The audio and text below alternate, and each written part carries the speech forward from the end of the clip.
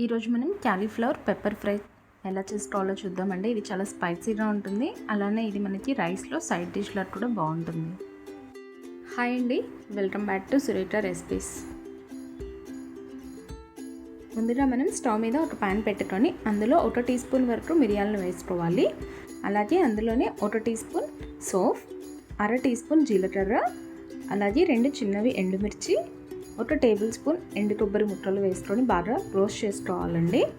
సిమ్లో పెట్టుకొని రోస్ట్ చేసుకోవాలి.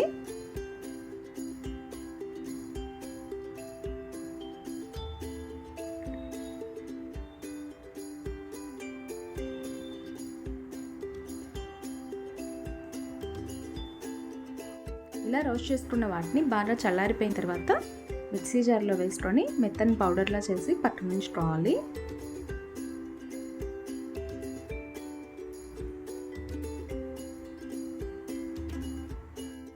ఇప్పుడు ఇదే ప్యాన్లో ఒక 3 టేబుల్ స్పూన్ల వరకు ఆయిల్ని వేసుకొని కొద్దిగా పోపు దినుసులు వేసుకోవాలి. ఇప్పుడు ఇందులో ఒక మీడియం సైజ్ ఉల్లిపాయని చిన్న చిన్న ముక్కలుగా కట్ చేసుకొని వేసుకోవాలి. అలాగే కొద్దిగా కరివేపాకు వేసుకొని ఒక 2 నిమిషాల పాటు ఫ్రై చేసుకోవాలండి. ఇలా ఉల్లిపాయలు ఫ్రై అయిన తర్వాత ఒక మీడియం సైజ్ క్యాలీఫ్లవర్ ముక్కలను తీసుకొని బాగా కడిగి ఇందులో వేసుకోవాలి. ఇప్పుడు ఇందులోనే కొద్దిగా పసుపు, 1 టీ స్పూన్ వరకు ఉప్పు వేసుకొని ఒకసారి బాగా కలుపుకోవాలి.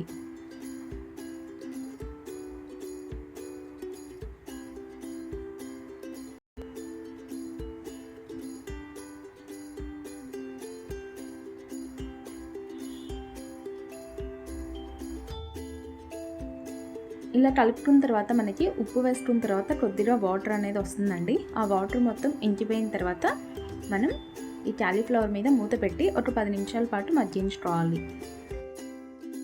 ఒక 10 నిమిషాల తర్వాత మనం మూత తీసుకొని ఒకసారి కలుపుకోవాల్సి ఉంటుందండి. ఇప్పుడు మూత తీసుకొని ఇంకొక 5 నిమిషాల పాటు ఫ్రై చేసుకోవాలి.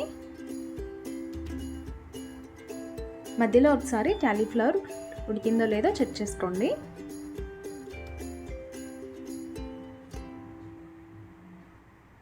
ఇలా క్యాలీఫ్లవర్ ఫ్రై అయిన తర్వాత మనం ముందుగానే రెడీ చేసి పెట్టుకున్న పెప్పర్ పౌడర్ని వేసుకొని 1 నిమిషం పాటు కలుపుకొని తర్వాత స్టవ్ ఆఫ్ చేసుకుంటే సరిపోతుందండి. ఈ ఫ్రై చాలా స్పైసీగా ఉంటుంది, అలాగే ఎంతో టేస్టీగా కూడా ఉంటుందండి. ఇది రైస్లోకి మరియు చపాతీలోకి కూడా బాగుంటుంది. కొంతమంది చపాతీలోకి డ్రై కర్రీస్ని తినే వాళ్ళు ఉంటారు, అలాంటి వాళ్ళకి ఇది చాలా బాగుంటుంది. మీకు కనుక ఈ రెసిపీ నచ్చినట్లయితే మీరు కూడా ట్రై చేసి ఎలా వచ్చిందో కామెంట్ చేయండి. అలాగే ఈ వీడియోని మీ ఫ్రెండ్స్ అందరికీ, మీ ఫ్యామిలీ మెంబర్స్ అందరికీ షేర్ చేయండి. ఛానల్ని సబ్స్క్రైబ్ చేయండి. Thank you for watching.